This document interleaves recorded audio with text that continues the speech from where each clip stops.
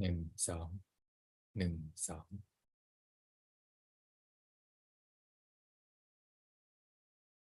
2มีเอ็กโคไหม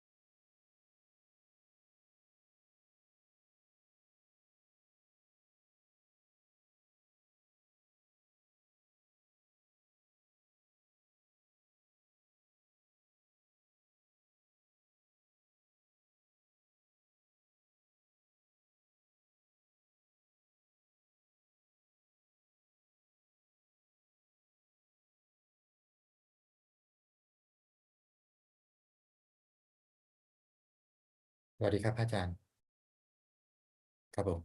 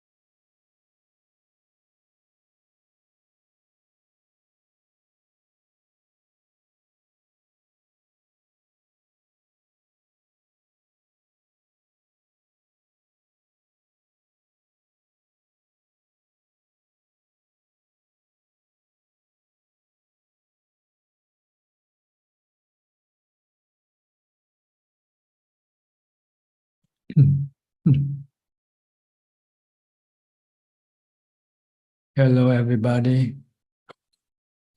Welcome to another Dhamma meeting where we will discuss the Buddhist practices of charity, morality, and meditation.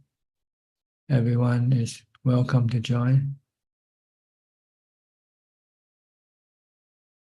And we will start with our first participant, which happens to be Professor Ken from Switzerland. Hi, Professor. Good afternoon, Ajaan. Good evening to you. Good evening. Ajaan, I have a question regarding the technique I use during meditation. Yes. Which is, I normally start, if the mind is a bit active, by repeating the Buddho, Buddho, Buddho. Mm-hmm. And as things calm down, it tends to synchronize with the breath. So it's But, Gablum Haijai Gao, and Do, Gablum Haijai O. And then if it calms down even more, the Buddha tends to fall away, leaving just the breath. Is it okay just to allow it to progress like that, or should I stick to? It's up to you. But eventually we like just to watch the breath alone. But for some people, if they use Buddha alone without using the breath, they can also just use Putto until the mind becomes calm. But if you use both of them together, then maybe eventually you would drop the Putto and just keep the breath, just keep watching the breath. That's the way it seems to go, almost naturally as a process, ending up with just the breath. So that's okay. Yes. Eventually, we want to watch the breath. We want to do anapanasati, but at the start, the mind might not be quite ready yet because of various thoughts and memories are still lingering in the mind, and it keeps preventing the mind to focus on the breath only. Then we use some kind of chanting or mantra to still the mind down a bit. And you can just use the mantra alone, or you can use it in conjunction with the breath if you like. This is up to each individual preferences. Some people have different preference. Yeah. So, but the goal is to have something for the mind to do, so that it doesn't go think about other things. Okay. And if you find that when you first started, you need to use Bhutto with your breath, okay, that's fine. And then as you progress, you find that Bhutto eventually you don't need Bhutto anymore. Then you just keep watching the breath alone. Okay. And don't be distracted by whatever appears during your meditation, during your watching your breath. If you have anything that appears in your consciousness, in your awareness, just ignore them.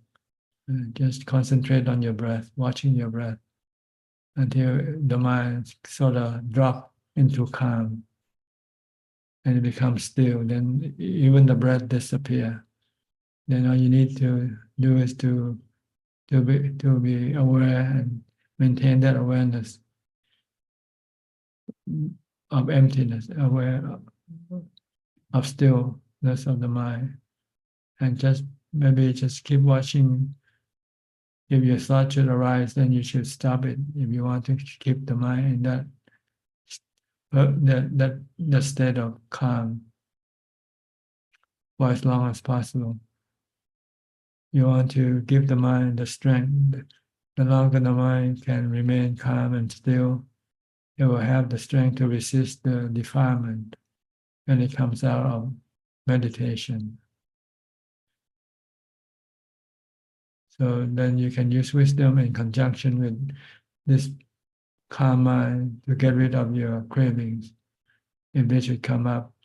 If they haven't yet come up, you might do the homework for prepare how to deal with those cravings when they come up later on in real time. Right now, they don't come up yet, so we might have to do a little bit of homework preparing, such as the desire not to die, the desire not to get old or get sick, for instance.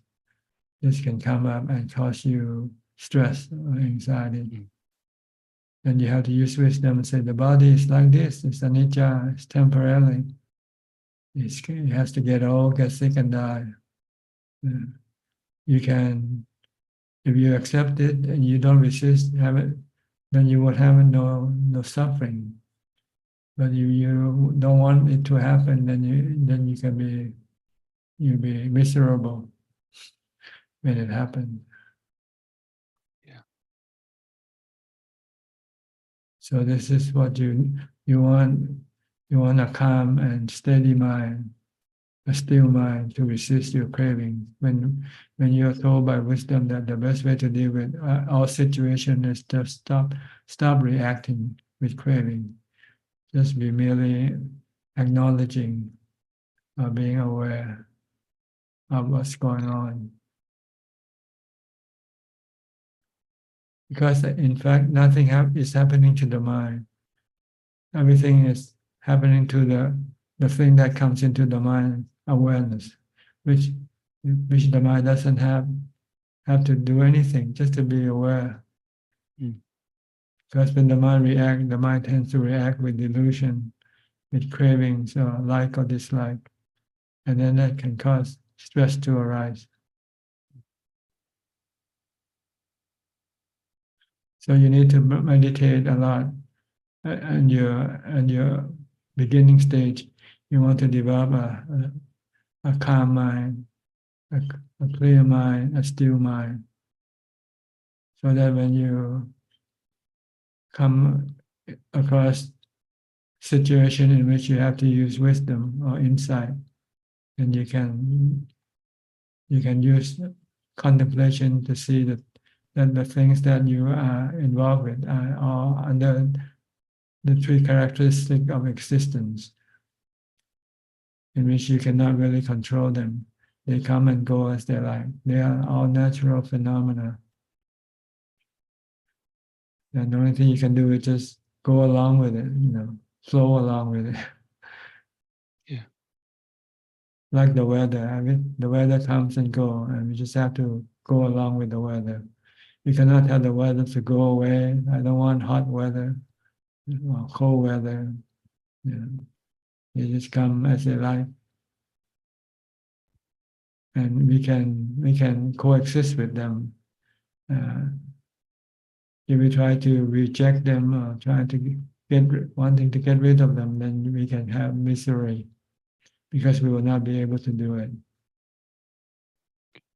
But if the mind hasn't yet been trained with samadhi, with meditation, when you are told by wisdom, the mind will still stubborn. It will still want to do something about whatever it is involved with. Yeah. Rather than accepting the situation, the mind tends to wants to preserve or whatever the things that it loves, like the body, for instance. And that can become quite frustrating and cause you a lot of stress and unhappiness. But if you just accept the truth that, yeah, this is the way it's gonna be, the body is impermanent, it's temporary, it's gonna have to stop one day, stop functioning one day. So instead of trying to resist, you just go along with it. Just keep watching until it happens. Then you will have no stress, no anxiety, no worry, no misery. But if you cannot stop your desire, that's because you don't have enough meditation, mindfulness. Your mind is not calm enough, still enough to prevent the cravings, the desire to come up. If your mind is strong, it would be with mindfulness, it can stop the cravings from arising. And then the mind just merely know what's going on, accepting what's going on, without having to react with anything, with like or dislike, or with pleasure or displeasure. It's, it's just it's just watching the movie.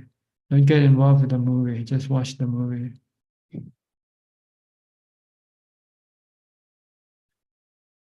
The mind is like an audience in a movie theater, and everything that the mind come into contact with are the movies. But the mind forgot this fact, and the mind becomes involved with everything that it comes into contact with, and it reacts with pleasure or displeasure, with desire, so desire to be or not to be, so forth. And this can create a lot of stress for the mind. Mm. The best way for the mind to deal with everything is just remain calm. Don't react emotionally when you cannot do anything about it. If you can still do something about it, you can do it. But when you come to the point where it's not possible to do anything, then it's just better just to to accept the situation.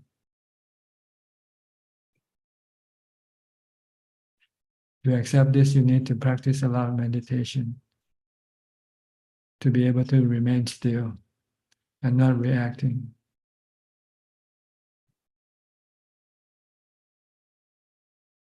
And that's the best position for the mind, is to be still, because that's where happiness arises in the mind, when the mind becomes still. And when you have happiness of heart, of mind, then whatever happens to other thing doesn't matter. You can let it be.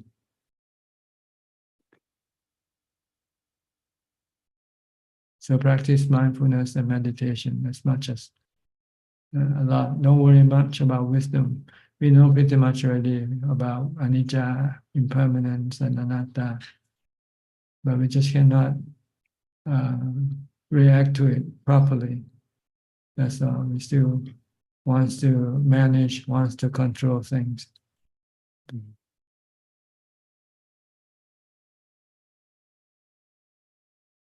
All right. That's very clear. Thank you very much, Ajaan. Okay. Go to Jordan and Trevor from Toronto. Father and son. Good evening, Ajaan. Did see you last week.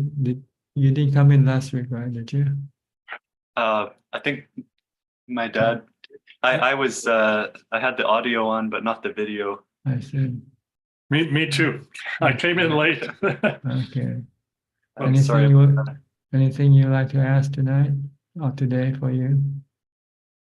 Do you want to start? Yes. Do you have something too? Maybe. Okay. Well, I just had a question about, a few questions. While we're on the topic of meditation, walking meditation, is it the same thing you're doing in your saying Buddha with each step, or just focusing on the breath, or do you focus on the feet? Well, when you walk, I think it's more easier to focus on the feet than the breath, because the breath is much more subtle, harder to perceive than the feet, than the step that you can walk. So you can use the step left, right, or you can recite the mantra Buddha along with knowing what you are stepping. Be aware. The goal is to prevent your mind from thinking about other things. That's all. You don't want to think about fixing your boat or going to a restaurant, whatever. Just want to focus on the present. Keep the mind with the body. The body is the present. If you're with the body, you're in the present. When you're not with the body, then you go into the past and the future, or you go away someplace else. That means your mind is working. You want to stop the mind from working. You want to keep it still. And would you close your eyes if you can? Or if you walk, you have to open your eyes. You have to know that what you're walking on. You have to look in front of you, whether there's a snake or a lizard or something, or a hole you might walk in, and you have to be careful. You have to know know your steps. And okay, but even in your living room, if I close my eyes, it's okay? If you're sitting still, yes. If you don't do anything and if you want to close your eye, then you can do that. But if you're moving around, you want to open your eyes, because you don't want to run into something or break something or cause something to fall off the table or whatever. Okay, that makes it easier. Yeah. Okay, good. Now, a couple of other things. You mentioned an impermanence book last week. Was that Ganataranda who wrote that? Impermanence? The book is a collection of various people's opinion and the Buddha's statement about this fact. So it's not written by any particular person. But I think the introduction might be someone write the introduction. Is there any way to get a copy of that? How would I find? I looked online for that. I couldn't find anything. I'll just throw it out there. But I think my assistant will be able to give you the link to it. If Okay. maybe she's in the room, maybe she can send you in the chat, and you can look in the chat later on. And okay. Two other things. Sick. When monks get sick, and old, what happens to them? it depends on the severity of sickness. If it's a time in which it happens and it then gets well by itself, then the monk usually, just don't do anything. Just keep the mind calm and not reacting, not worry about the sickness, like if you have a cold or fever or something like that. But if this sickness persists, then you can go to the hospital and have your body checked up, find out what's wrong with your body. And if it could be fixed, you can fix it. There's no restriction, and as far as the body fixed, when the body gets sick, you can have it treated. But it depends on each monk. Some monk wants to be more reluctant of going to have it treated. Sometimes the monk just try to live with the sickness for as long as possible until he finds he can no longer live with it. Then he might have to go to the hospital. And where do you keep old monks in the monastery until they pass on, or do they go to is there a retreat for older monks, or No, they live in the same monastery until they die. But most monks are usually self-reliant even at old age because they've been trained that way. If they've been ordained very young, like at the age of 20s, and then they're capable of looking after their own body even at the age of 80, 90. Okay, and then last question, another banal question. But can monks sign legal documents? Or is that something that all has to be taken care of before you become a monk? What if something comes up, you're a monk and something comes up, you have to sign a legal document? Yes, you can still do that, but ideally monks should try to let go of all of their possession before they take up the monkhood. So they don't have to have any involvement with the worldly matters. They want to renunciate, that's the word, I think, renunciate the world. So everything that a monk's own usually is given away to somebody, whoever. And then there would have no distraction. They want to be fully concentrated on their own practice. Don't want to be distracted by other activities. But if something comes up and then you really have to do something about it, maybe it's still okay. There's no restriction, but ideally, it's better not to have anything to do with the worldly matters. Okay, and I guess at least I just thought of something else. But if say a family has a child who is a monk, and they die, do they leave their money to the monasteries? Is that something people do in Thailand? Well, usually they don't give to the monks; they just divide it among the relatives of friends. Or if they want some for donation to the temple, they can do that also. Or even if they want to donate to the monks, they can also do that. Monks are allowed to receive donation. So if you have inheritance for the monk, it's okay also. But it's how the monk deal with the inheritance, that's another matter. If a monk is fully serious about renunciation, even if he receive any donation, he might give it away to some other charity or to the temple, to the monastery that he lives in, because he find that having money can become a distraction and a cause of worry. So it's better not to have anything. Since the monk doesn't need any money to exist, we all look after with the 4 requisites of life: food, shelter, medicine, and clothing. So we don't really need to have any need for spending money, especially if you concentrate on your meditation practice. Okay. Thank you, Ajaan. Okay. Thank you very much. But you can make a will and give it to your son, even if he's a monk. He can, if you make a will. But if you don't make a will, a monk has no right to go challenge the inheritance.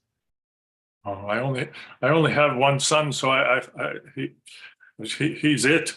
So what he does with it is up to him.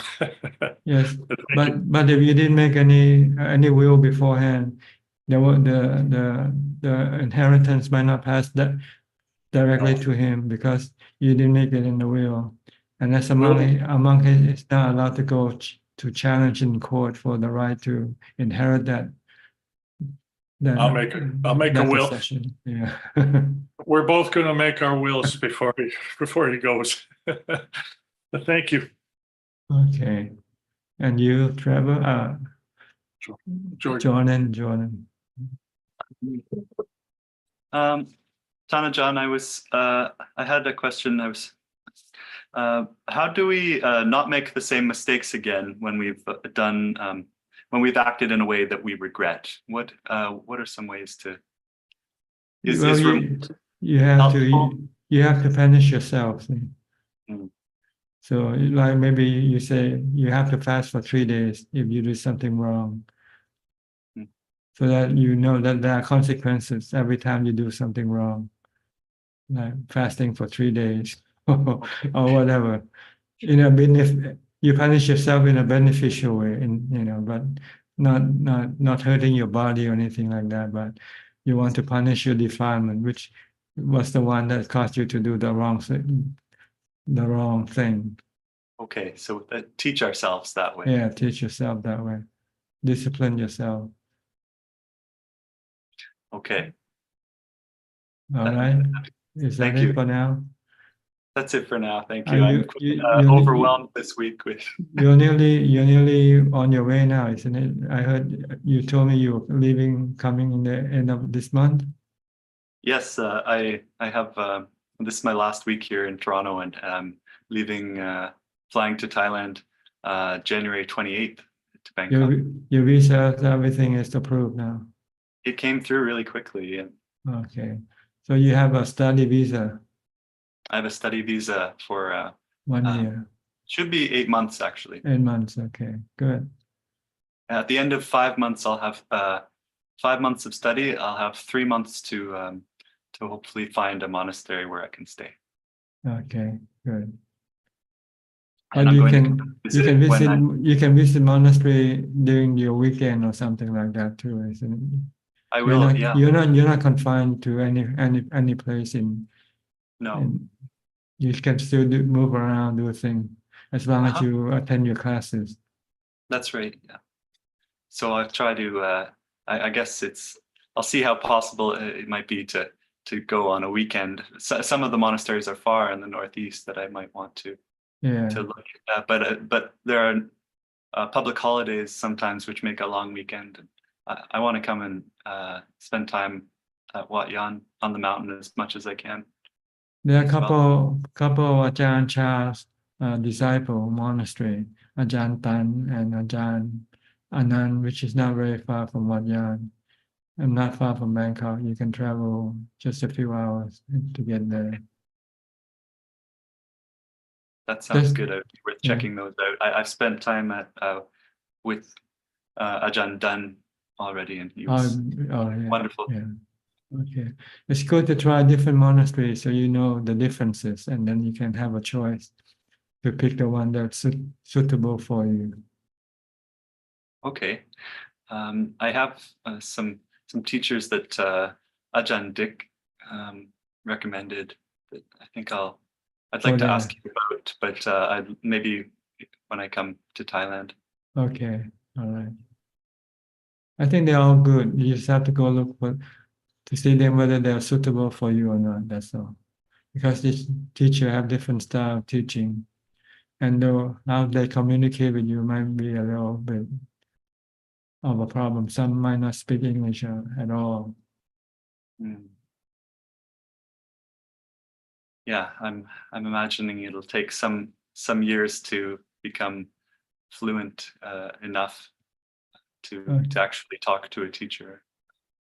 Yeah, okay. Just just take your time, and try to get where you want to go eventually. Okay. Okay. Okay, thank you, Ajaan. You're welcome. I'll go to Malaysia now, to Philip from Kuala Lumpur. Good evening, Ajaan. Don't have any question. Actually, you answered the question by Professor Kenneth. It's about the same. So thank you. Okay. All right. Go to Lillian in Bangkok. Good evening, Ajaan. I have a question. I'm just wondering, is there such thing as doing meditation wrongly, or we are just not doing the meditation long enough? Because when I'm doing meditation, I actually can feel very calm, but once I move out of the meditation, like I can lose my emotions quite easily. Like, That's because you don't continue with your mindfulness. yep. When you meditate, you use mindfulness so you can calm your mind. But when you stop meditating, you give up your mindfulness and just let your mind roam around, do whatever it wants to do. So you still want to restrain your mind with mindfulness even after you come out of meditation. You can recite Bhutto, Bhutto, or focus on what your body is doing. Just keep watching your body. Okay. Then it will be difficult for your mind to react to things because it's still under your control. Okay. So mindfulness is important even before, during, and after meditation. You have to have mindfulness all day long. In your waking hours, you should try to maintain as much mindfulness as possible. Okay. Either use reciting a mantra or keep watching what your body is doing and focus on what your body is doing. Such as if you are eating, just only focus on eating. Don't let your mind go think about working or doing something else. Okay. Okay. Okay, good. Yep. All right. How is your son? I saw him just now. Yeah, Right. but he said he has no questions, so he went to sleep. Okay. All right. Yep. Okay. Thank you, Ajaan. Okay. Good to see you again. Yep. Good to see you again too. Kok Seng, Singapore. Oh, yeah. Good evening, Ajaan. No questions at the moment. Okay. Go to Christine Coe from Penang.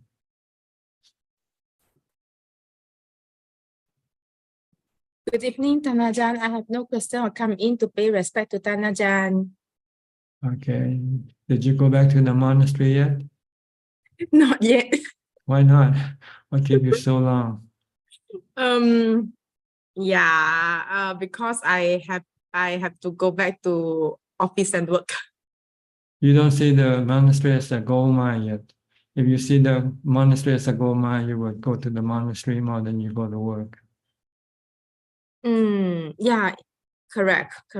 In fact, I love monastery lifestyle, very peace and very happy, and without all the kilesa. But on the other hand, still greed. You should try to reduce your workload down gradually if it's possible. So spend less time on working. Just work enough to maintain your body, and then have more time to spend for developing your mind. Maybe like Ajaan previously advised me, maybe consider for part-time instead of full-time.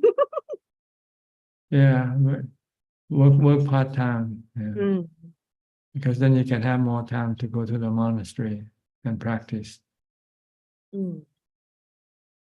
Okay, Okay. Yes, sir. Thank you, sir. all right.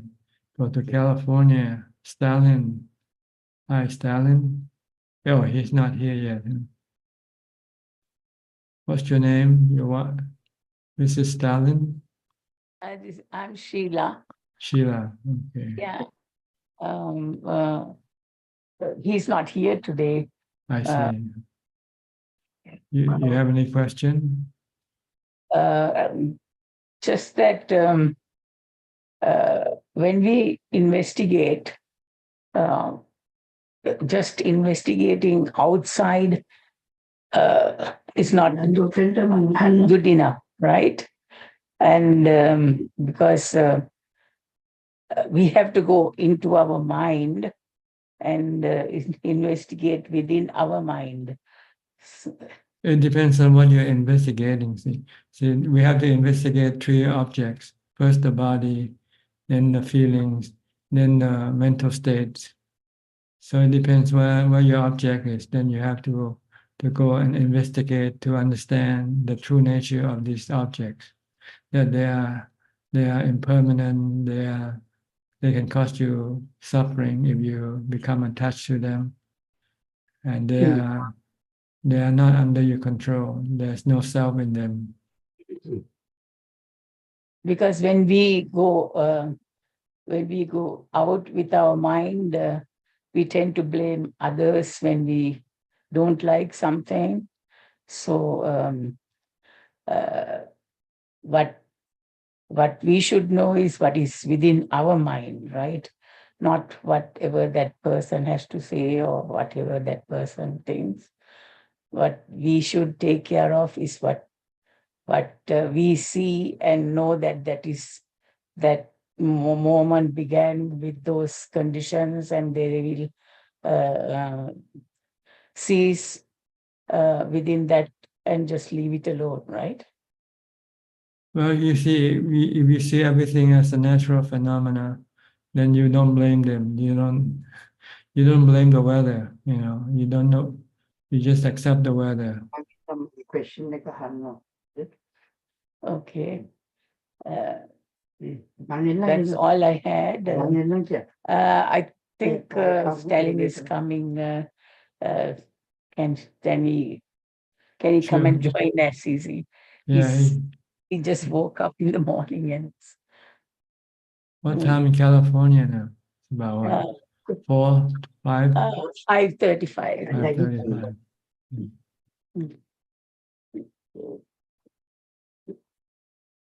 Quite early for California. Good morning. Good morning. Ajaan, I want to ask not a question. The way I think about it. But this is a deep question on the Dhamma. Do I have the permission? Sure, you're allowed to ask anything you like. Now, Ajaan, the word vijnana is interpreted according to the circumstances or according to the condition that is present at that moment. For example, if you talk about the 5 aggregates, vijnana refers to either chakku vijnana, sota vijnana, and so on. Vijnana that arises from the salayatanas or the 6 ayatanas. When it goes to nama rupa, there it refers to nama rupa paccha vijnana, vijnana paccha nama rupa. But in that nama rupa, the nama aspect vijnana is there. And there is another vijnana here refers to as nama rupa paccha vijnana. Then, when you come to the Arahant's vijnana, it is said, Vijnanam anidasanam anantam sabapso bhavam. That is, vijnana is non-indicative. Anantam, it is vast, resplendent. anidasanang, and then it says, where na apo tejo ayo na gahadati. Apo, that is the four elements, does not take hold in it. Now that's a different vijnana. So therefore, my question is, isn't the vijnana to be understood according to the condition or to the state to which the word vijnana is applied? Well, I'm not well versed in this vijnana. Only thing vijnana I know is the vijnana in the namakanda, the mental aggregate, which connects to the ayatana, which are the sensual organs of the body, the eyes, ears, nose, tongue, and body, in order for it to receive the sensual object that come into contact with the sensual organs. That's the vijnana. Then again, Buddha talks, rather, it is written there in the Samyutta Nikaya, under the Salayatana Vagga, Buddha includes the sense organ and the object at the ayatana. So when it is referred to as ayatana, it is the sense object and the sense organ taken together. Yes, you need both to you need the sense organs to be able to receive the sense objects. And then you need the vijnana to be able to send objects to the mind, to the knower. So it can process with sanya and sankhara. So yes, as it is shown as chakunta rupecha upajjati chakku vijnana tina sangati passo. Coming together, the three is referred to as perception. Yes. So that was my question, and that I wanted to ask what you think about it. Well, as far as vijnana that I understand is part of the team of the mental aggregate, is part of the Vedana, Sanya, Sankhara, and they work as a team, and they work and they keep constantly changing with the changing of the sensual objects. But the question there is nama rupa pachaya vijnana, vijnana pachaya nama rupa. So that is where but I am thinking about why vijnana out there separated off from the vijnana in the nama kanda. I don't know. Nama rupa usually refers to the five aggregates. Rupa is the body aggregate, and nama is the mental aggregate. And this they go together in the nama rupa. They go, like we right now we are the nama rupa. Yeah, that is understood where the rupa is totally destroyed at the level of anagami. The problem is not with this thing, knowing this thing or not knowing this thing. The problem is to know when you have feeling arising and you start to have desire or tanha, cravings. That's why you want to stop the cravings. Because it's this craving that will cause you to have attachment and cause you to have rebirth again when the body dies. So you want to stop the cravings. That's the thing that we want to do, is to stop the cravings. And to stop the cravings, you need samadhi and panya to do it. As shown in the Bahya Sutra and the Malunka Buddha Sutra, there perception, limit consciousness, limit that consciousness without papanja, without proliferating on that consciousness. Mm-hmm. When you say it, consider it as seen, not somebody seeing or something. Just seeing that phenomena and stop it. Yeah, it's not important. What's important is how to stop the cravings. That's all. Yeah. Whether you know or not know about this seeing or not seeing, it doesn't matter so much. What matters is how do you stop the cravings when they come up. that is at the level of the feeling leading to the paticca samuppada, the vedana leading to tanha. Break at that point. See, the Without- mind, the five aggregate is like an automobile. It has different parts working at the same time, right? You have the engine working, you have the wheels turning. You don't have to know all these things. All you have to know is how to stop the car when it's going to run into something. As a driver, you don't need to know all the details of how the engine works. What you want to know is how to drive the car safely. That's all. Sometimes, Venerable sir, if you don't know the basics of that, if the car stops, at least you can't. Well, you it know, won't can't- stop. It's not like a car. It won't stop. When it stops, you die. That's all. Yeah, but the paticca samuppada aspect has to be seen.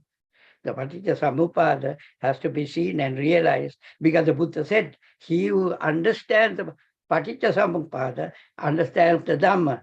And he also said, monks, I did not declare total enlightenment until and unless me and Buddha, Buddha, the one before Buddha Kassapa, that both of us did not declare our total enlightenment till such time that we fully understood the Paticcasamuppada.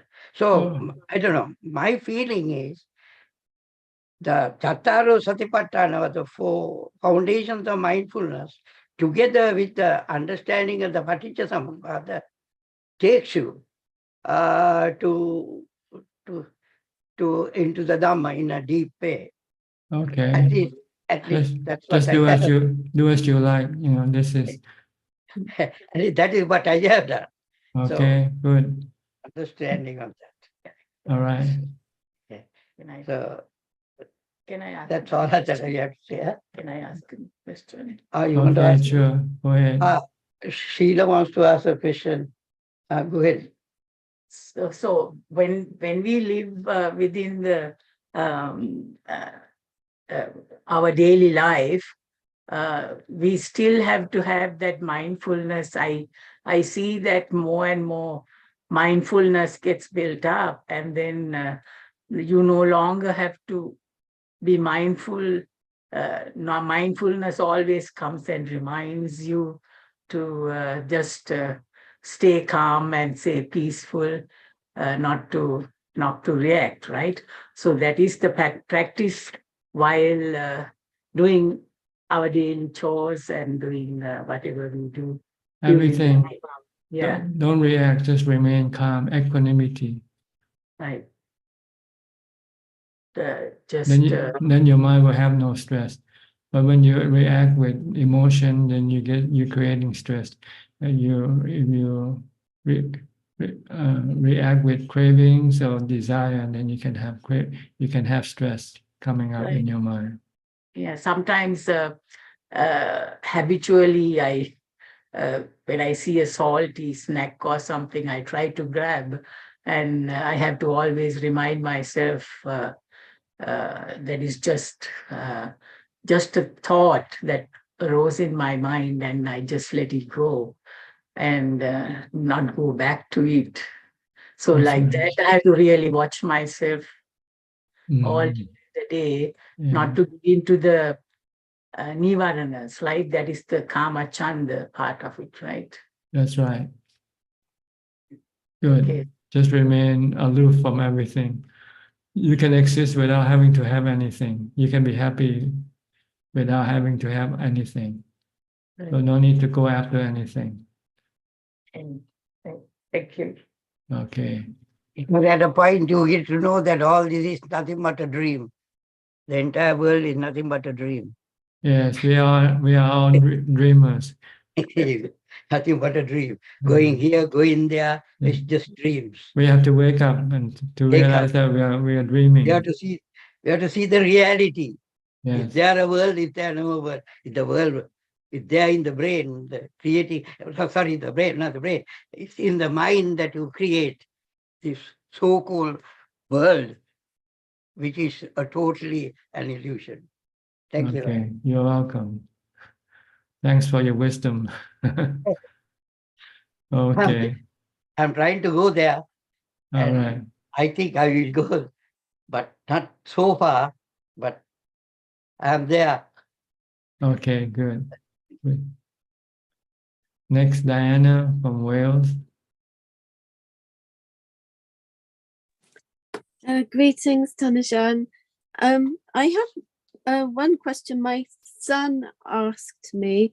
We were talking about the the mind that stays when you die, that passes on when the body dies, and he said, "Is it a consciousness?"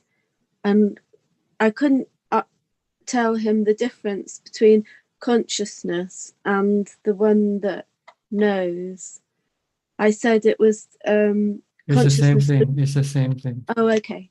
It's the same thing. The mental parts of our life continues on. The physical part dissolve into the four elements. Yes. Yes. Okay. And So this mental part will then rejoin with a new body. And that's when we yes. have a rebirth. So his understanding of consciousness was right. See, the word in English, you have so many different words for the Yes. same thing. So it can be confusing. So we usually use the word chitta in Pali, chitta, or the knowing element. Yes. Yes. Yes. This one doesn't die with the body. This one will, this one contains all of our like and dislike, all of good and bad karma. So when in our next life we continue to be the same person as with this life. The only thing that changes the body. So the body is just like a set of clothing that we change, but the person who wears the clothing doesn't change with the clothing, right? Mm. Okay, the mind doesn't change with a new body. The mind will still be the same old mind. If you used to Yes. be envious, you'll still be envious. If you used to be greedy, you'll still be greedy. Yes. What do you think, or maybe I can't ask you, what the difference between that is and what people call the soul? Like I said, the word has to, I think they all refers to the same thing, the mind. Okay. But Okay. with different interpretation, different Okay. religion, different, people when they just try to interpret something that is not the body, but it's part of Yes. us. That's all. Okay. Oh, that's interesting. You can Okay. call it the soul, you can call it the spirit, you can call it the mind, Okay. you can call it the heart. These are Okay. all, we're talking about the same thing. Yes. Oh, that's good. Okay. That's good. I'll get back to him. I'll tell him what you said. Thank you. Yeah, all right. You're welcome. Thank you. The problem is not so much the definition of this thing. The point is trying to fix this thing so that it doesn't create any suffering. That's all. The mind keep creating suffering due to its delusion and cravings. See? So we want just to stop these cravings by stopping the delusion. The delusion is to think the mind think that in order for it to be happy, it has to have a body. It has to have sensual objects to enjoy. And that's wrong because the body is temporarily, the sensual objects are temporarily, and you can only enjoy it for a brief time. And then after that, it will disappear. Then what you left empty-handed. You left, hungry for more. So you keep reborning. So you have to teach the mind that you can be happy without having to have anything by staying calm, stopping your cravings. That's all. Yes. This is what we want to fix, really. Yes. That's the hard bit. Okay. All Okay. right. Thank you. Sometimes we forget the problem. We're trying to study all things about the problem, not trying to get rid of the problem. Mm. And the Buddha said the problem is the cravings that cause us to have rebirth. And when we have rebirth, we have aging, sickness, and death, and separation from the ones we love. If we want to stop this suffering, then we have to stop rebirth. In order to stop rebirth, we have to stop our cravings. Meditate Yes. and be happy just being alone, having nothing to keep. You don't need anything to make you happy. You don't need to go to on a holiday. You don't need to have anything really.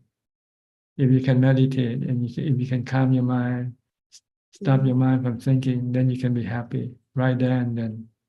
Then you know you don't need anything. But as far as the body, you still have to feed it, But if you cannot feed it, then it's okay also, because one day it's gonna die anyway.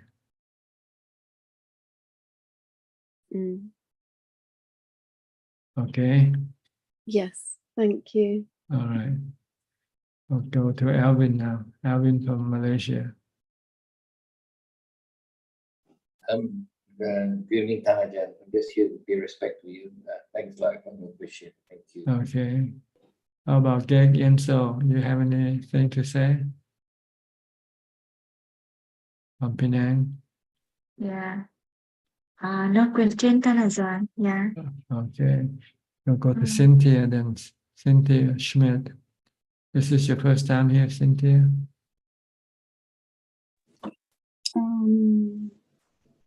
I think another time, but I watched on Facebook and on YouTube, and I met you at your monastery and on Alms Round. And I see. Okay, I remember now. In November, yeah. Okay. And I've been traveling. I was just in Ubon for Ajaan Chah Week, and going back to Bangkok soon.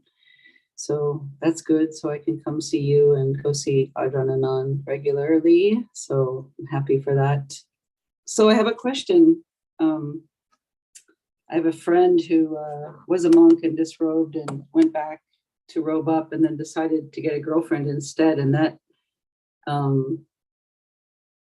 began a conversation with another friend of mine who's a Dhamma, been practicing for like 20 years or something, and also wanted to be a monk, but didn't. And we've been having this sort of lively discussion about craving. And it's mostly about his position is that the Buddha taught that we should avoid suffering.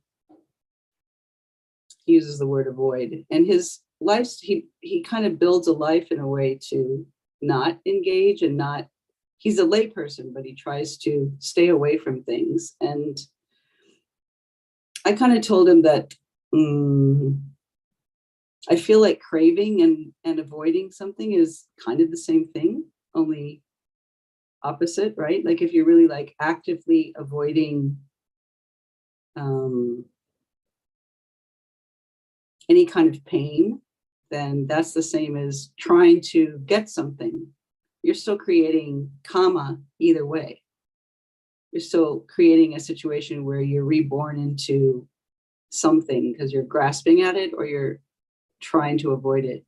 And so I wanted to ask you about that. Well, see, there are three types of cravings. One, the cravings for sensual objects, sensual pleasure, like seeing a movie, listening to music. This is sensual cravings.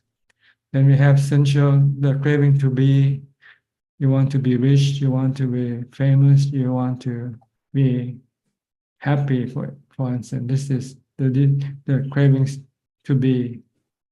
And then we have the third one is the craving not to be sick, not to get old. This is the avoiding, not to feel bad. Yeah, this is the avoiding part, the avoiding craving. They are considered to be cravings, positive and negative cravings. Right. We have to avoid, we have to stop all of them. When we get sick, we just have to accept sickness. Don't try to run away from it, for instance. Right. accept it, then live with it. So it's temporarily, it comes and goes like everything else. Yeah, I mean, there's no way the Buddha said that to completely avoid a romantic relationship, because Buddhism would have died 2,400 years ago if that was the case. So obviously he doesn't say that. He says you have to know suffering, not you have to avoid suffering, right? You have to know suffering and know the cause of suffering and try Yeah. to eliminate the cause of suffering. Then the suffering will disappear. When you identify with it, that's the suffering right there. When you self-identify with the thing. Yeah, okay. Thank you, Ajaan, and I'll see you soon. Okay. Happy traveling. Yeah, I'm tired. Ooh, Ubon was pretty intense. There were so many people. Oh my gosh. It was amazing. It's a festival. Yeah, it was I was pretty overwhelmed for the whole week, but anyway, now I'm resting, so it was totally worth going. It was great. Okay. Enjoy your travel then. Okay, next, Belinda from Singapore. Good evening, Tanajan. I have no questions. Okay, no question. So I'll go to PR and Indira from Toronto. Good morning Good from morning. Toronto, Tanajan. Good morning, Tanajan. Okay, good evening to you. So nice to see you as always. Yes. Okay. And we keep practicing everything you teach us. We both have given so much more weight to the practice. So yeah, keep doing what we are learning from you. You've been studying too much of the map. You should stop studying and start traveling. That's right. Yes. Sometimes it can get in the way of practice, I believe. Too much detail of where this tree, where can I walk, is there a hole there? I mean, just walk. I mean, sometimes you will find the hole, but or then you can avoid it. Cross the bridge when you come to it. Yes. Absolutely. That's what I did, but I used to get lots of information overload from him. I think I learned the hard way. Sometimes too much theory can be in the way of practice. So I have to start unlearning. I know at the beginning you need to unlearn from wrong views, but to get into Dhamma, learning. But again, Dhamma learning also can, sometimes after a while, it can be a hindrance, clutter in your mind. At one stage, you want to know this detail. If I only know this state, I'll go to the practice. No, it doesn't have to be. So I think Indi is correct. I'm learning from Indi. Sit and practice. That's the most important thing. And also, Tanajan, sometimes more than knowledge from books, day-to-day things that happen to you from family, from friends, so many things, those are actually like practical lessons or teachers. Come in disguise. So we have to sometimes, we've been dealing with some of them recently. So I think that's very helpful. Yes, everything that you come into contact with can be your teacher. Yes, absolutely. And also you learn, now, especially like parents, I mean, Buddha has put so much weight, how important to look after them, everything. But, like you learn how to, they also can be your teachers, so yeah. So many life lessons can be better teachers sometimes then. Yeah, just use Dhamma as the mirror. I think that was advice given to Rahula. Even before you speak, while you're speaking, after you speak, reflect. So it's kind of a total mindfulness. It's not easy, right? Just use as a mirror, Dhamma. That's right. It takes practice. We're not used to doing this kind of thing, so we need to develop this skill. Yeah. Yeah. That's why we need a teacher like the Buddha to keep reminding us what to do. Yes. Sometimes we fall into these pitfalls, and again, we kind of rescue ourselves. Like sometimes it happens. I guess we all have to go through these difficulties in the path, and as a reminder, it's dukkha. Like samsara is dukkha, like lots of suffering along the way. But we are blessed because Buddha taught us the way out of suffering. So we have to work hard at it. That's the most important thing. And use all those, as Ajaan Ram always says, when he was in Thailand, when he went as a young British guy, like the mosquitoes, he used to call them Ajaan mosquito. So That teaches something. Chanadam, when someone becomes a stream enterer, it's just one way, right? It doesn't. There is no reversal of his wisdom. I mean, it's just that's the entry, like for the stream that you fall into the river one day. Well, it's like being a doctor. Once you're a doctor, you're always a doctor, right? Unless they take my license away. Unless you don't practice for a while, then you can forget. Properly. Yes. But if you keep practicing, then you practice can it correctly. Yeah. Yes. Yes. So it's similar like that. But, similar. Yeah.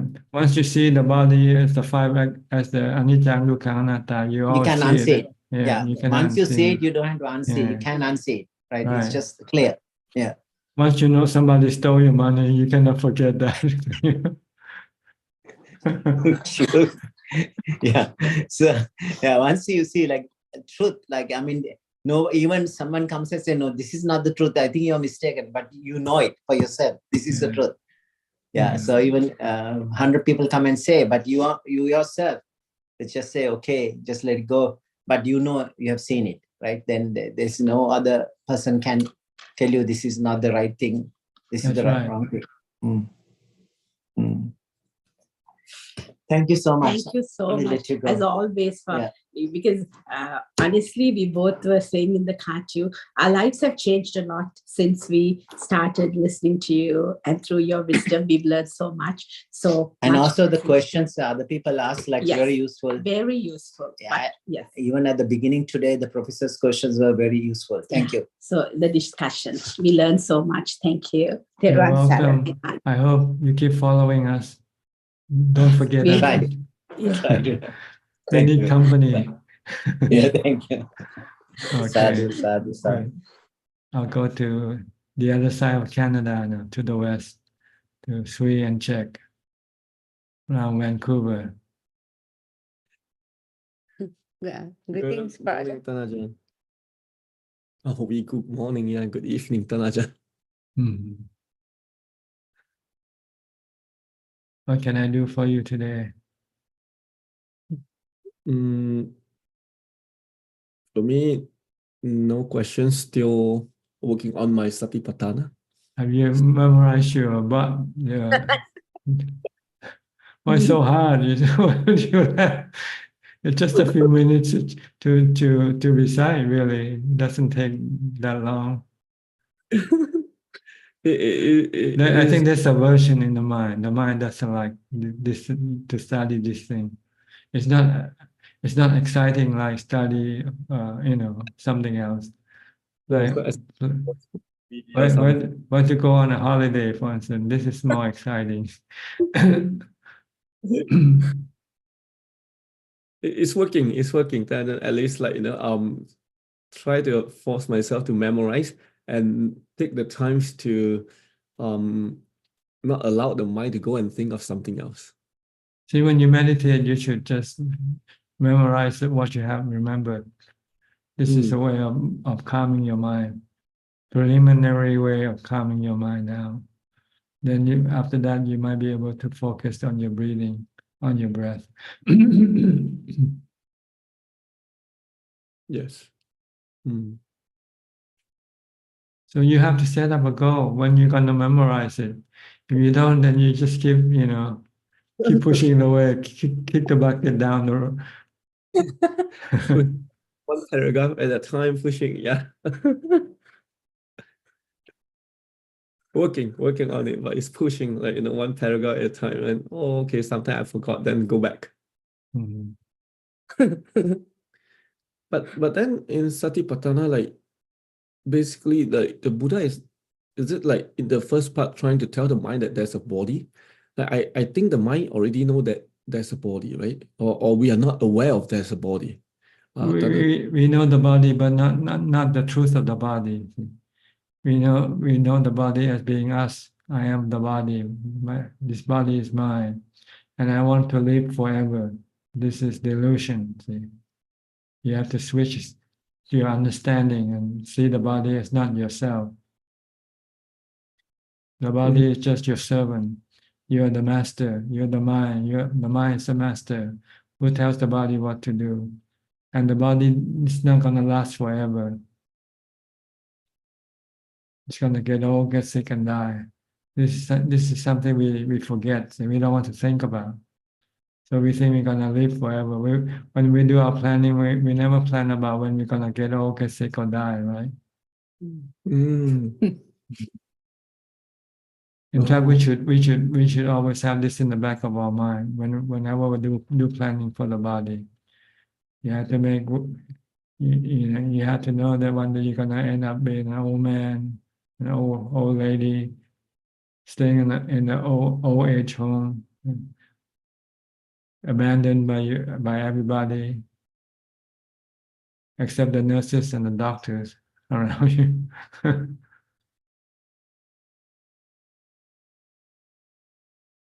This is what we forget. We don't want to think about. We think we're gonna be like this forever. We're gonna live like this forever. But take a look at the photo 10 years ago and today. Do you look the same or not? No. Okay. That's anicca, right? This is change. Yeah. And project it to the next 10 years. Look at somebody 10 years older than you are. See how they look like. And then project it back to you and say, this is how I'm going to look like 10 years from now. Or 20 years from now. Or maybe something might happen. You might get sick and you might die before your old age. Anything is possible. See? These are things that we have to consider. Because this is the truth. This is a possibility that can happen. This is what the Buddha wants us to know and try not to become attached to the body in a certain way. We have to learn to accept the change that will happen to the body. Some might be slowly, some might be quickly, So that when it happens, you don't get any suffering from it because you know it's going to happen. You don't ask why. People ask why this person has to die, why this person has to get sick. There's no why. It's the truth. If you know the truth of the body, you don't ask why. It is the truth. It's anicca. The body is subjected to change. Aging is change, right? Sickness is change. Death is change. So this is why you have to study the nature of the body, so that you can then switch your view on the body to have the right view of the body. And the body is anicca. It's changing all the time, every second. This second and the previous second, the body has already changed just a little bit, but it's so slight, so minute, we don't see the difference. But it keeps changing like a snail that keeps walking slowly. If you just look at it, it doesn't seem like the snail is moving at all. But if you come back and look at it an hour later and say, oh, where it is now? It's gone somewhere. So you have to think of the body like it's changing very slowly, every second. You this second and you the previous second is two different person already, you know that? The body is two different person already. And it keeps moving, it's like a clock, it keeps going until eventually it stops, That's when the body stops breathing.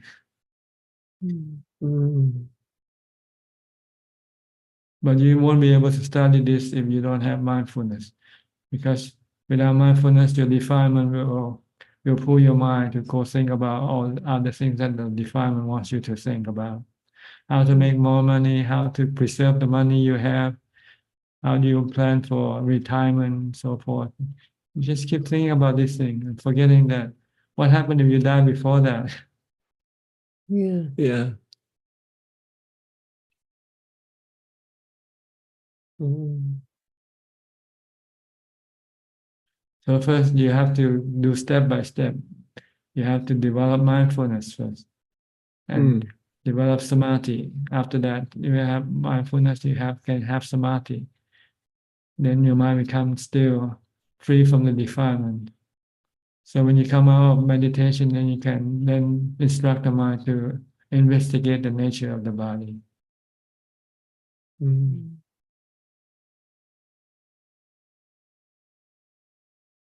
then to prepare yourself for whatever's going to happen to the body. Then you might not want to worry too much about the future, because you already know what the future will be. Aging, sickness, and death is waiting for you around the corner.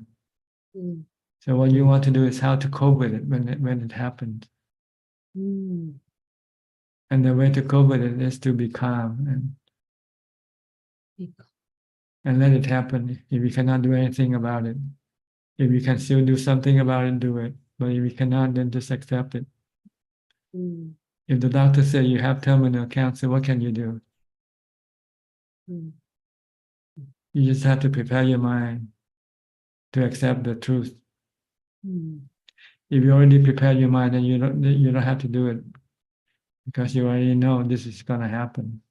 You already made arrangement for this thing. When this thing happens, your mind just know how to deal with it. Your mind just stay calm and can still be happy as if nothing has happened. But if you don't prepare yourself first, when things happen, you say, what am I going to do? What am I going to do? So you run around all over the place looking for the way to kill your body instead of curing your mind. The one that can be curable is your mind. The body is not curable.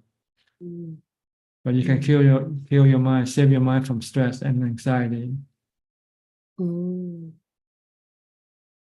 But you fix your attention on the wrong object. Instead of the mind, you fix your attention on the body and try to fix the body that you cannot fix. Forget to fix the mind that you can fix.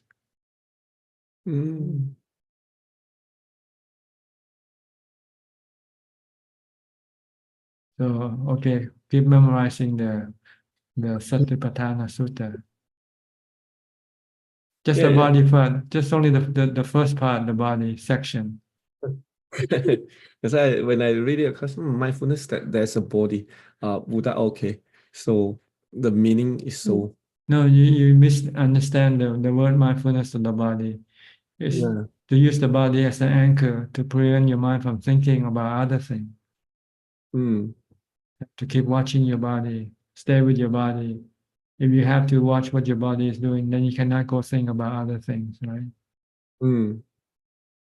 It's like when you play something intense like sport, like playing soccer, you have to focus on your playing. You cannot think about other things.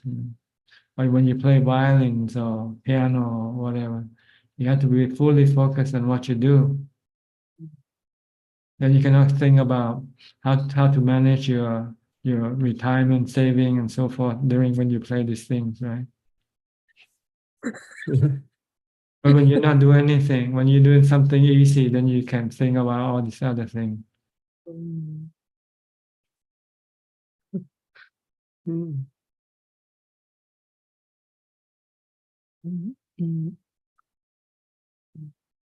So you want to take mindfulness of the body seriously and say, stick to the body, keep watching the body, stay with the body, don't go anywhere else. But in your life, you cannot do this, because as a layman, you have to do a lot of thinking about working and so forth. The only way that you can do this is to become a monk. Or maybe a temporary practitioner, like on your day off. then you forget about everything that you do in your on your work days.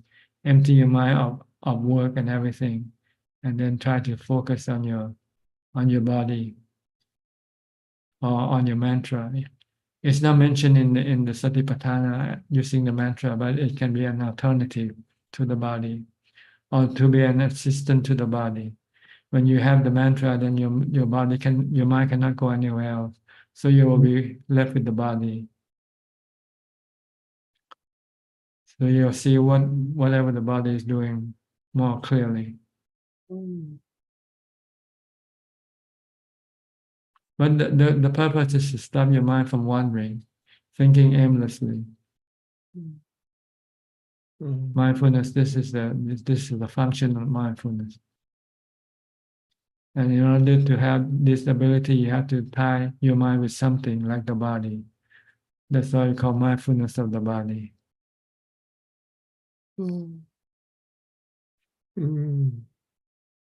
Everything you do, when you drink, okay, mindful of what you drink, that you're drinking something. When you eat, mindful of eating. From the time you take the food from the plate, put it in your mouth, chew it, swallow it, then come back, repeat the same thing again. Take the food from the plate, put it in your mouth, chew it, swallow it. You have to know all these steps and not anything else. Normally you'll be doing eating and you're thinking about some other thing at the same time, right? That is not being mindful. If you're mindful, you don't think about any other thing except what you do at that moment. If you can do this when you meditate, your mind won't go away, and your mind can become calm very quickly. 5 minutes, 10 minutes. Then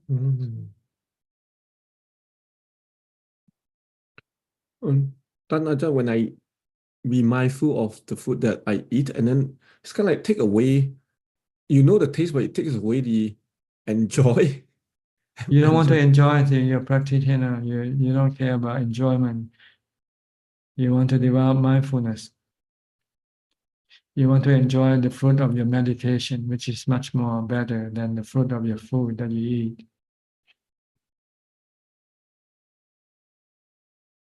Yeah. You don't want to enjoy anything. You want to abandon everything, renunciate everything.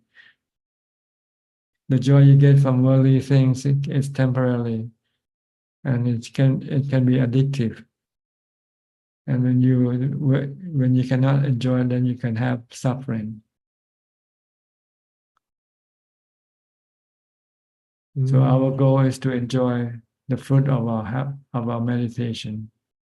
When the mind becomes perfectly still, peaceful, and calm, then you experience a kind of happiness that is much more greater than any other type of happiness. Okay. That's so good. That's so helpful. Thank you. All right. Thank you, Ajahn. Okay, go to Gary from Singapore.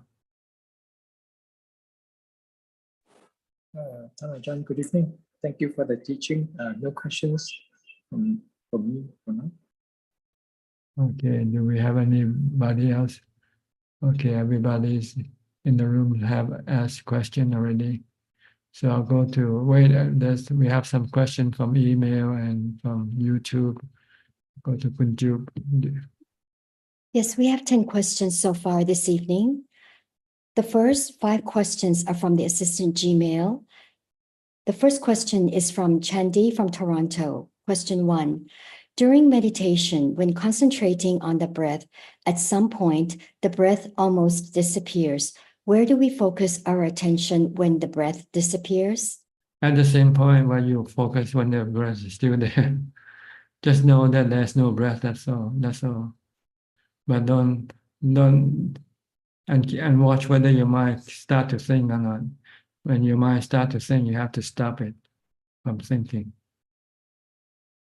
The next question is also from Chandy. When breath almost disappears, sometimes my heart seems to beat faster. The eyes start fluttering like rapid eye movement, and I was gasping for breath as if I am drowning. How do I overcome this? I don't know if the breath seems to be more subtle, it means your mind is more calm. So it kind of contradicts what you say. I don't know how to answer this question because it seems to be contradicting. You say the breath, as the breath seems to disappear, and then you start to have all this thing. It shouldn't be. If the breath becomes more fine, more subtle, and not capable, not able to see the breath, then your mind should be very calm by then. Not having anything happening like you say. So I don't know how to answer this question. The next question is from Jessica from South Wales, United Kingdom. I am 53 years old. In the past, I focused on Tibetan Buddhist and visualization of different deities and mantra, which I found it to be too difficult. So I recently turned to Theravada Buddhism. I've been only practicing Theravada Buddhism for a few weeks, and I'm gaining tremendous benefit from watching my mind and focusing on the Bhutto mantra. She has a few questions. I'm not sure how I would structure a day's retreat, such as how long should each session be and what chanting should I do? Well, you should do it naturally. First of all, you should do is mindfulness. You should maintain mindfulness from the time you get up to the time you go to sleep. Regardless of what you do, you have to be mindful of your body all the time. If you're walking, you have to be with the walking. If you're sitting, you should be with the sitting. If you're doing anything, you should be with that action, that activity only. Try not to allow your mind to go away to go think about other things at the same time. If you need to think about something, then you stop all your other activities and then just concentrate, focus on what you have to think. And only think when you really have to. Once you finish thinking, then you should stop your thinking. The goal is to clear the mind of thoughts as much as possible. And when you have the time to sit, then you can sit as long as you like. And Jessica also asks, what should I do between sessions and how many sessions should I be aiming for? Any advice would be gratefully received. All day long, just spend all day long practicing either sitting mindfulness, you either maintaining mindfulness with whatever you have to do, because you have other works to do also, like cleaning, washing your body, and so forth. But your practice of mindfulness have to be all the time. You can do that. You can do mindfulness all the time by focusing on your body movement or action. And then when you have nothing to do, you can then sit down and meditate as much as possible, as long as possible. Sit until you can no longer sit. Then you can switch from sitting to walking meditation instead. Try to do only meditation and mindfulness if you can, and try to not do any other thing. The next two questions are anonymous from Indonesia. Question 4, are dreams triggered by imaginations during waking hours or by events in the past lives? What would be the cause of dreams in general? Well, dreams are created by your mind, by the sankhara, the mental formation. And they're usually driven by your past action, good or bad karma. If you have good dreams, it means it's driven by your good karma. And if you have bad dreams, it means it's been driven by your bad karma. Next question. Many people think they are enlightened. What would be the parameter that we can use to maintain our mental sanity from this kind of imagination? Well, when you have to understand, first of all, you have to know what enlightened means. If you don't know, then you can go crazy. So you have to study the word enlightenment. What does it really mean? Yeah. first before you can then try to think whether you're enlightened or not. If you have to think whether you're enlightened or not, then you're not enlightened. So don't worry about enlightenment. Just stick to the practice. Stick to mindfulness and meditation, and you'll be okay. Forget about enlightenment right now. You need to have mindfulness and samadhi first before you can go to enlightenment, go to wisdom. The next questions will be from Facebook. The first question is from Robert Doust. Is there a difference in karma cost if someone commits suicide compared to killing other living beings? Yes, there are different consequences of killing. It depends on who you kill. So if you kill someone who is, can't think of the word, but someone who are real good people like the Buddha or your parents, this is considered to be the worst type of karma, and you will have to reap the worst fruit of this bad karma. The next question. Okay, go ahead. The next questions are from Tanik. Some teachers told me to let go of the body completely, but some told me to stay grounded in the body. What is the best way? Well, see, it's two different levels of practice. When you first practice, you want to use the body as your anchor to stop your mind from thinking about other things. This is mindfulness practice.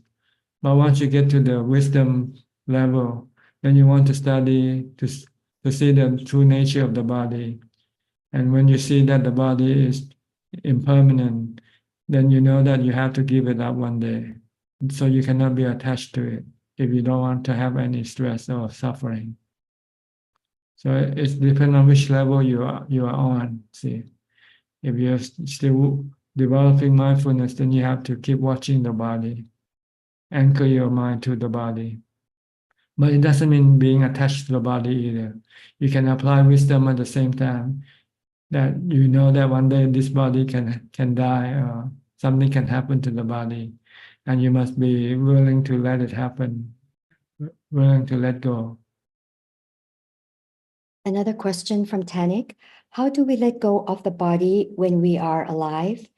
And is the citta a self, or do we let go of the mind? We let go of our attachment to the body. We don't let go of the body. We cannot let go of the body. The body sticks with us until it dies. But we must not be attached to the body. We have to be ready to let things happen to the body, such as we have to let the body get old, let the body get sick, and let the body die. And what's the second part of the question? The second part of the question is the citta a self, or do we let go of the mind? See, the mind is a knowing element, but a deluded mind think that there's a self in the mind.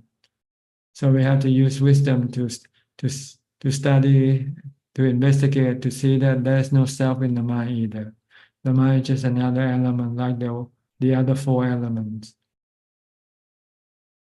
The next question is from Bernard Go. Why is it many of the temples offering Buddha amulet, and yet in Buddhism teaching, we do not emphasize on this? Is this part of Buddhism? Well, it's not part of the Buddha's teaching, that's definitely so. But somehow people want to have the Buddha in their heart, so they cannot see the Buddha without the body of the Buddha, so they make Buddha images. And then when you have Buddha images, you became attached to the images of the Buddha, and you think that these images can do some magical power. So it's just a kind of belief that arises from the devotees, the Buddhist devotees who doesn't study the teaching of the Buddha. Okay. And the last question is from Yapto Yap. Namaste, Ajaan. Why did the Buddha have hair while his disciples had to shave off all their hair? This is just a Buddha artist's impression of the Buddha. That's all. The Buddha shaped his head just like any other monks. Because the Buddha said, whatever I tell you to do, I already do it before you. So if he tell us to shape our head, it means he already shaped his head also. That is all, Ka. Okay. We have our last participant, Samanji from Sri Lanka. Hi, Samanji. Can you hear me? Okay, we lost her. Oh, her connection is not good then. Well, in the meantime, we still have some time left. Anybody would like to? I saw Stalin raise your hand, right? Okay, Stalin. I don't know. I just once looking at this, I can you remember this? Dhamma, yeah, Dhamma for the asking. That's one of my first books. Yeah, first book. There I realized that the first time second time when I met you, where it is mentioned lay people from California in May 27, 2014. 2014. Yeah, where you were asking what type of a doctor I was and so forth. And I think prior to that, I met you somewhere in 2012. So more than 12 years ago, I have met you. Okay, good. I just thought of it, let you know. Thank Okay, you. yeah, okay. Time passed by very quickly, isn't it? Yeah. How time has Yeah, how time has gone quick. Yeah. And I hope to meet you again. I Maybe hope the so last too. time. I don't know. Yes. Okay, well, you're meeting me right now, so why have to come here? No, live. I really enjoyed that participating in the Pindapata. I see. Yeah. But I don't live on the mountain anymore, so I'm down on the main temple below. Oh, you don't go down the Pindapata anymore? I go on Bintabat, but I don't live on the mountain. I don't give talk Oh, on you the don't live on the mountain. mountain? Oh, Yeah. I see. So But, then we have to come to the the main main temple. Yeah. monastery. Okay. That's much easier, I think. Yeah, it's much easier. There's no. Okay. Okay. Thank you, Ajaan. You're welcome. Okay, Samanji, you're back again. Can you now speak? Unmute your microphone. I couldn't hear you properly. That's why I logged out. Yeah. Okay. Can you hear me now? Yes, I can hear you now. Now, I have a small question. Now I have started doing a bit of meditation now. When I do it, Ajaan, I find it very difficult to concentrate. Maybe after 5-10 minutes, my mind doesn't stay at one place. Maybe I can't concentrate on meditation. So, could you please offer me some sort of an advice, as to how I should continue? It means your mindfulness is still weak, not strong enough. Yeah.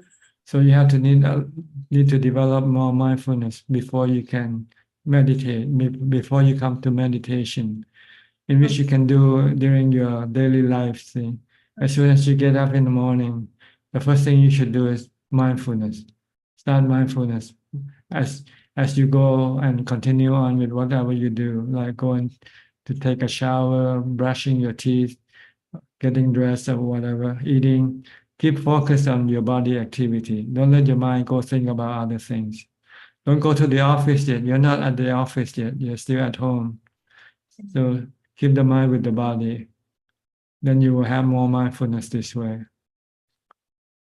That's how I should start with.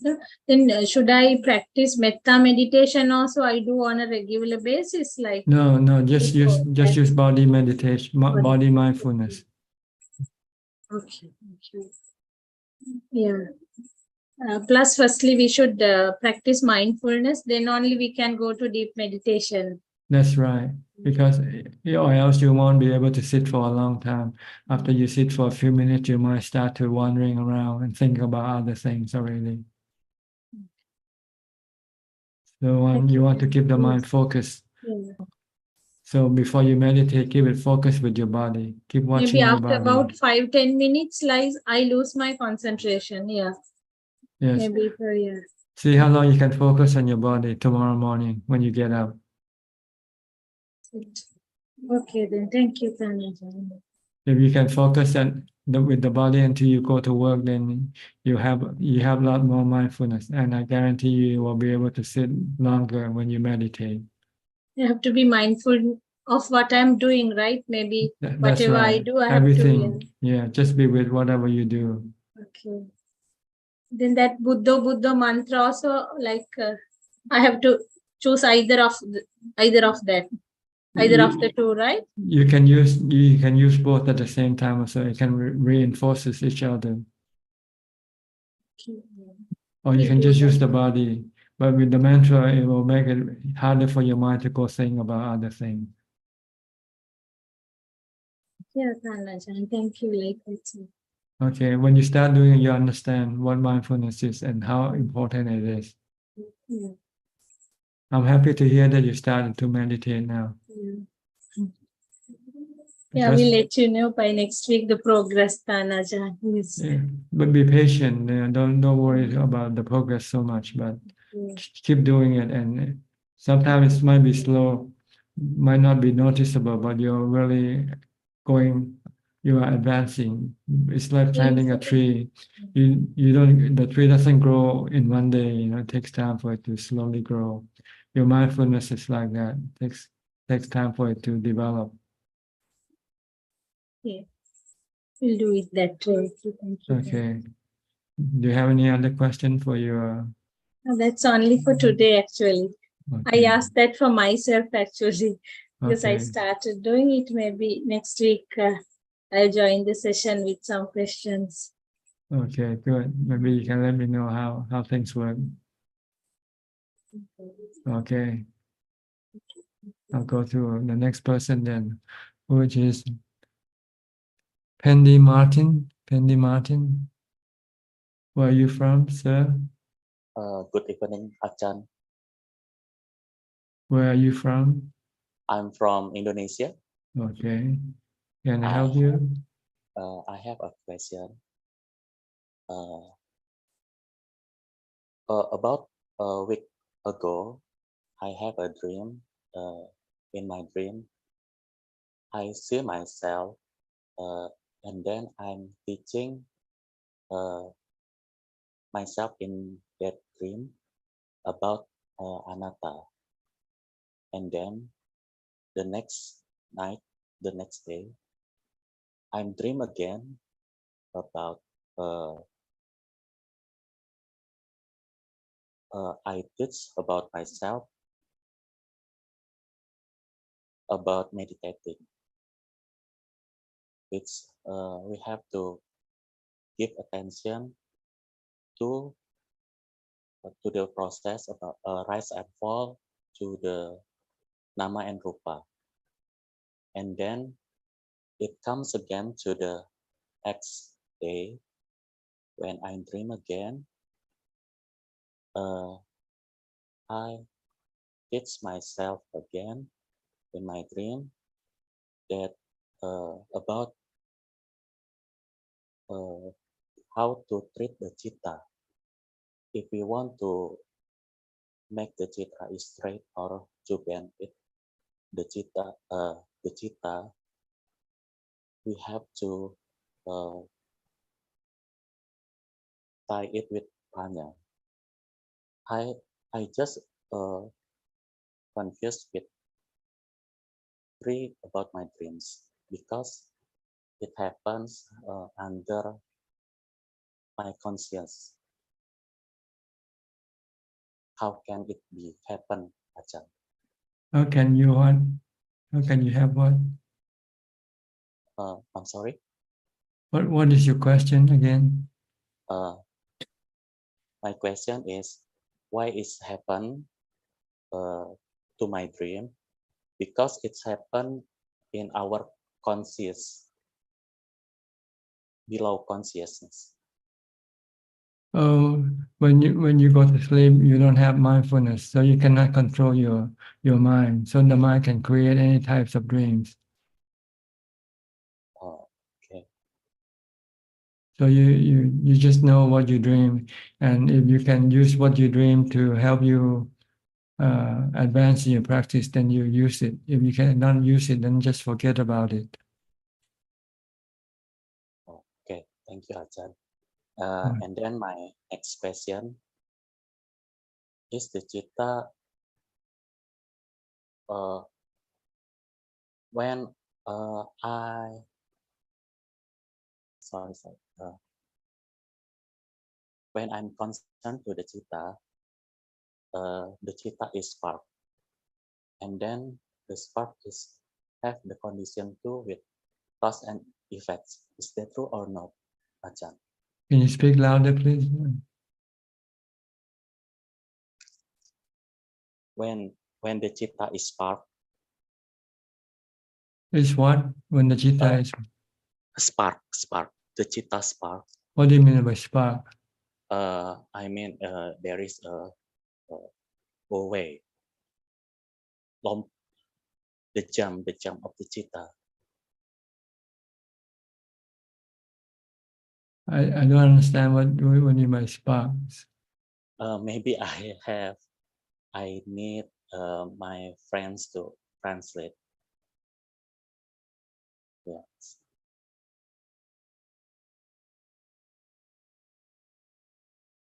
Hello?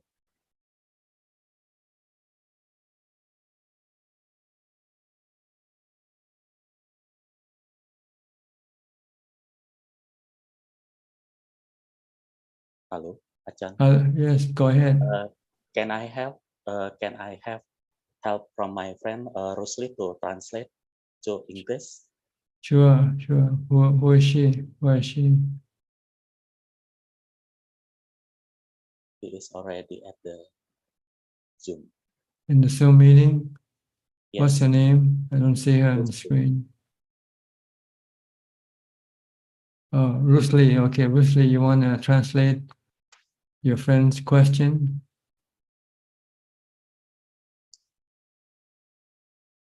Okay. Go ahead, speak.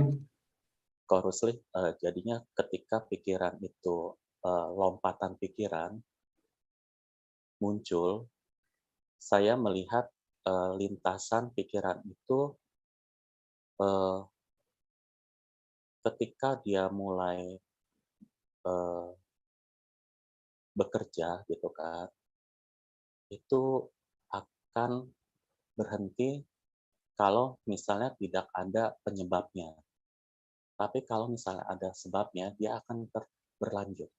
Apakah seperti itu? Minta tolong ditranslate. Go ahead, Rusli, speak. Your sound doesn't come through. Something wrong with your microphone.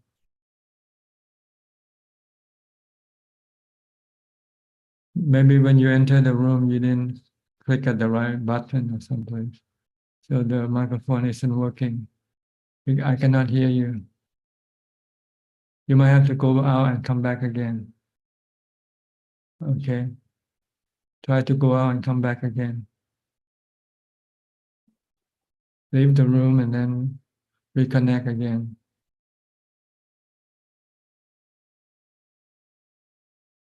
Wait for Rusli to come back, okay? I don't understand what you mean by spark in the mind. Anybody knows spark? What he means by spark when the mind has spark?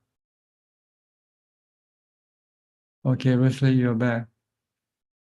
Unmute your microphone now. Okay, speak. Speak. Cannot hear you. Not sure. Did you turn off the microphone or something? No sound at all. Well, I'm sorry. I have to go to the next person and see if Rusli can cover. Okay.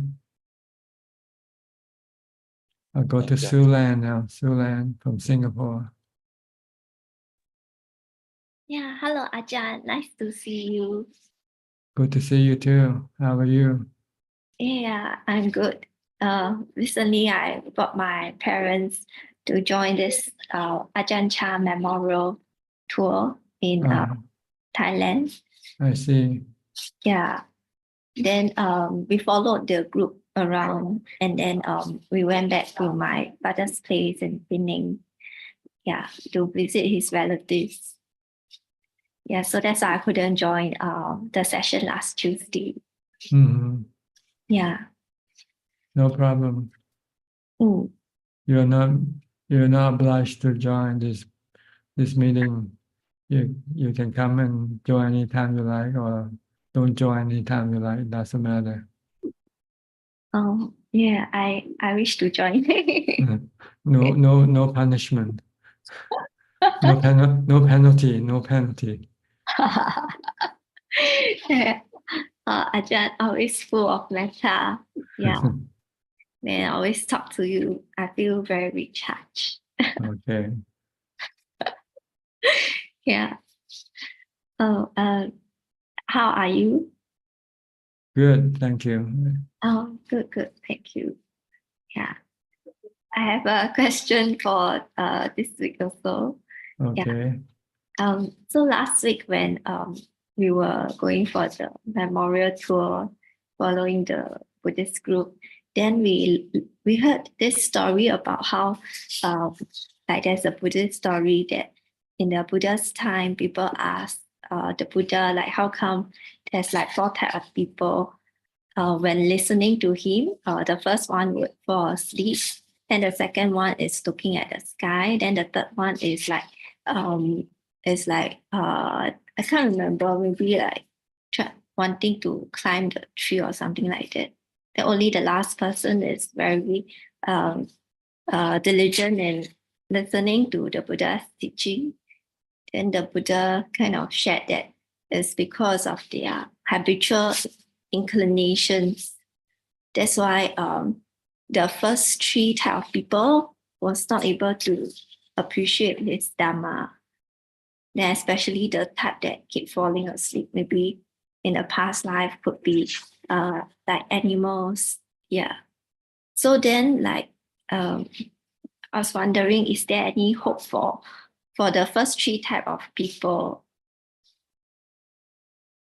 Oh yeah, there's hope, but whether they can salvage themselves or not, that's up to them. First, they have to know their problem. That they don't have any interest in the Buddha's teachings. That's the main cause. If they don't have any interest, then it's very difficult for them to force themselves to listen to the Buddha's teaching. So you have to somehow make them interested in the Buddha's teaching. Once they become interested, then they want to learn. Then they want to listen. They want to learn. So you have to somehow be able to convince them how good the Buddha's teaching is. Then they might be interested. But if they cannot be, if you cannot convince them how important, how precious the Buddha's teaching is, then they don't care. They don't want to pay attention. The problem is not with other people. The problem is with yourself. Whether you're interested in the Buddha's teaching or not, that's more important. If you are, that's good enough. Don't worry about other people. You cannot save the whole world. You can only save yourself. So try to save yourself now, and don't worry about other people. Oh.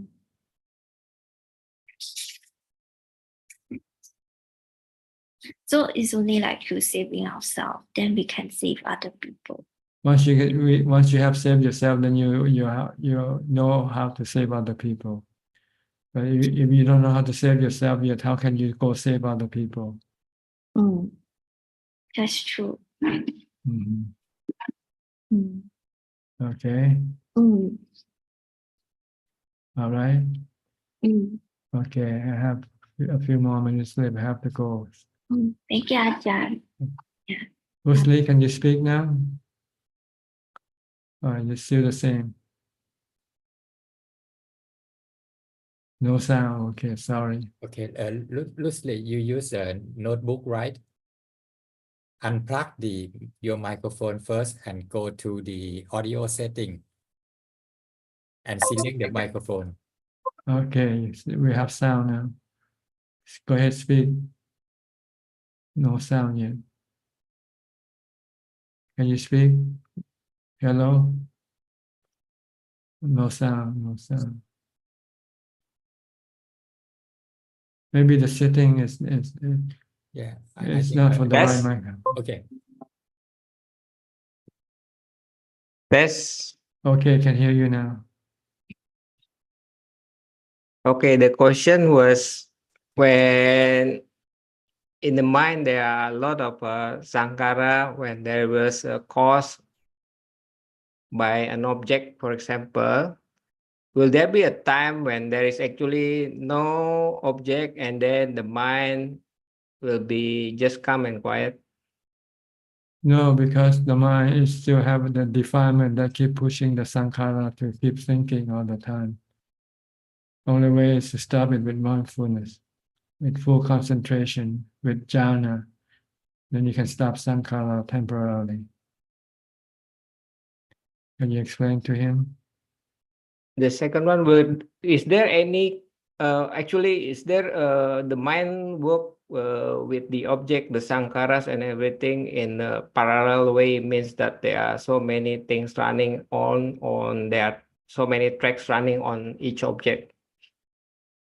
I don't understand what you say. Does the mind work in parallel way on each object? Means like there are some objects running around with let's say they are some kind of good, bad, running together all parallel. I don't know.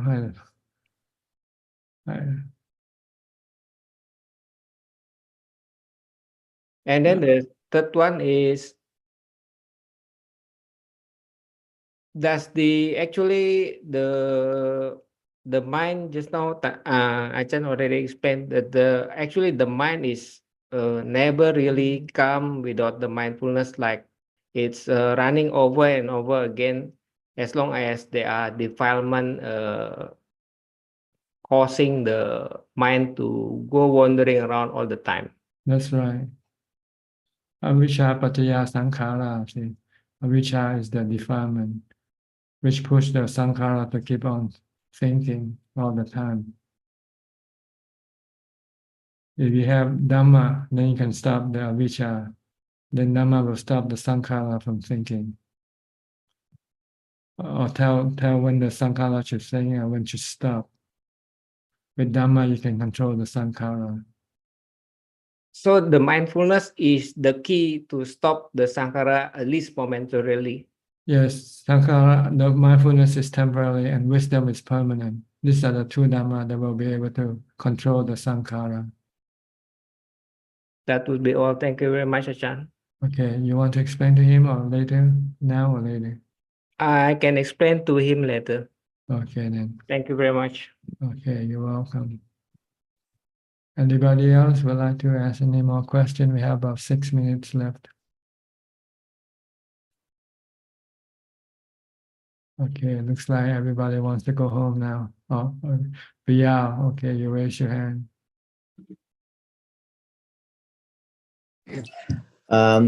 So this is a part. This path is gradual training. Little step by step, you go into deeper samadhis and eventually wisdom. So each step coming out of the sensual world, you have a higher pleasure in the jhanas, and that's also temporary. There's a bit of suffering, subtle suffering coming out of jhana because you know it's going to change. But in the wisdom, there's another level of bliss. But so is one who is an arahat maybe, or somebody who is advanced in the path, has a lot of jhana practice, can they just quickly go because he knows the jhana is also suffering? Can he just go from jhana to wisdom quickly rather than just hanging there in the jhanas? You can use it as necessary, but you don't need to sit there because the wisdom part gives you the more total bliss and happiness. Can stay there for longer. Well, if you have jhanas, but you don't have the teaching of the Buddha to teach you, then you will stuck with jhana forever. Like before the Buddhas became enlightened, no one could become enlightened. But once the Buddha became enlightened and he taught the Four Noble Truths to those who have jhana, they can become enlightened right away. They know what they have to get rid of. They know what they have to stop, which are the 10 fetters. That's what the Buddha said. You have to get rid of the 10 fetters. And if you have jhana, you have the strength to do it. Without jhana, you won't be able to get rid of the 10 fetters yet. So you have to go develop jhana first. And in order to develop the jhana, you have to have mindfulness. In order to develop mindfulness, you have to have the time to develop it. So you have to stop your all other activities. You have to devote all your time to the practice. So you have to keep the precept, the 8 precepts. Basics, go back to the basics. Yeah. So this is step by step that you have to do. Gradual. But if you already got to the last step, then you don't have to worry about the previous steps because you already. That's the question. If you haven't. So it depends on where you are on your mental development. So each station, like say you're going to Thailand, you go through Singapore, wherever, but you don't have to worry about the Singapore. You're already in Thailand already. Once you pass Singapore, then you have to worry about it. Yeah. But also in Sutta text, it says Buddha always dhyana soyan pasuna, like he practiced jhana all the time. You can always use it for your benefit, for your own. In these questions, I think Buddha like always say to practice jhana, encourage jhana, because I think that's the way one can be in like getting out of the sensual realm and be in a happy state of mind, like blissful, priti sukha, state of mind, right? That's why they encourage. But that is not the end. Obviously, as you say, people before Buddha, the Buddha put a twist to the insight, like and see the impermanence, suffering in not self, which never was described before the time of Buddha. Yes, you need wisdom to be able to completely free the mind from suffering. The jhana will only temporarily free the mind temporarily when you enter into jhana. But when you come out of jhana, your defilement will still be able to cause you suffering. So you need wisdom to get rid of your defilement. Then you're completely free of the suffering. Once there are no defilement, then there are no suffering. So there is no need to go into jhana anymore. Jhana back again. But you can use it as a tool, but it's not necessary. Not necessarily like the medicine. Once you already finish cure your illness, what's the point? Continue eating Going back the to medicine. the cupboard.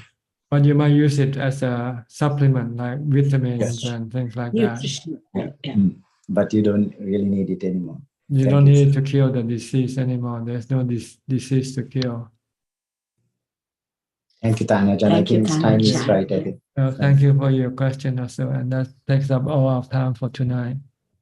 Well, thank you all for your company. I hope you have learned something from this meeting and can apply it in your practice and help push your practice forward. In the meantime, please stay safe, stay mindful, and keep on practicing. And if all goes well, I'll see you all at the same time next week. Thank you and goodbye. กราบสาธุเจ้าค่ะ Thank you.